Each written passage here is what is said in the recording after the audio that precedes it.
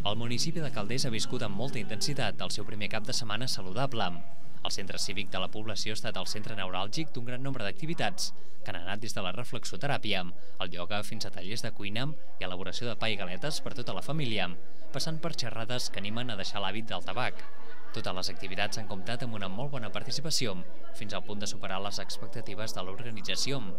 Les activitats físiques també han estat una de les més seguides, conjuntament amb els tallers de cuina saludable, que han tingut una molt bona acceptació i que han permès conèixer receptes fàcils amb productes autòctons de la comarca del Bages, servits per la cooperativa ubicada a Manresa Mengem Bages. Durant la jornada de diumenge, els participants van fer una caminada conduïda pel preparador físic Jordi Soler, a més d'activitats de ioga.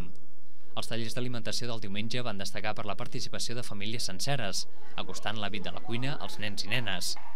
L'èxit del cap de setmana ha fet anunciar la regidora de Benestar Social de la localitat de Calders, Maria Teresa Pagès, que algunes de les activitats tindran rèplica els propers mesos i que es treballarà de cara a una segona edició d'aquest cap de setmana saludable.